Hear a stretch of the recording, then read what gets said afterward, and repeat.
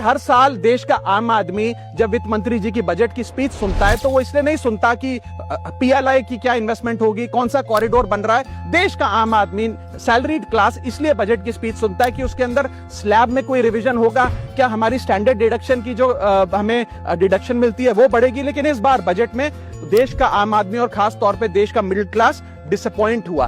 पहले ही there has been a stagnation in the salaries, inflation 6.8% पे खड़ा है, लेकिन उसके बावजूद हमने इस बार कोई स्लैब में या स्टैंडर्ड डिडक्शन में चेंज नहीं देखा। मैं आपके माध्यम से वित्त मंत्री जी को रिक्वेस्ट करना चाहूंगा कि आप इसी बजट में अनाउंसमेंट करें कि स्टैंडर्ड डिडक्शन जो 75,000 रुपए उसे बढ़ाकर सैलरीड क्लास के लिए 1.5 लाख रुपए किया जाए।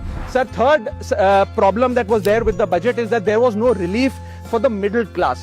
So after a very long time in India's history, the personal income tax collection was more than the corporate income tax collection. यानी कि इंडिविजुअल्स ने जो इनकम टैक्स भरा वो लगभग 11 लाख करोड़ के आसपास भरा, और कंपनियों ने, कॉर्पोरेट ने जो इनकम टैक्स भरा वो लगभग 9.8 लाख करोड़। यानी कि मैक्सिमम टैक्स आपको इंडिविजुअल्स के इनकम टैक्स से मिल रहा है, मिडिल क्लास वो टैक्स भर रहा है। आज वो दौर आ गया है कि हम मिडिल क्लास को अपलिफ्ट करें, मिडिल क्लास को पैम्पर करें, नहीं तो मिडिल क्लास एक सैंडविच की तरह रिच क्लास और पुअर क्लास में दबता चला जा रहा है। सर, राइजिंग कॉस्ट प्रेशर्स के चलते पिछले वित्तीय वर्ष में मिडिल क्लास ने देखा कि उसके एजुकेशन के खर्चे में 8% की बढ़ोतरी हुई, हेल्थ केयर 9% से महंगा हुआ, रेंट 7% से, फूड 6% से, ट्रांसपोर्ट 5% से।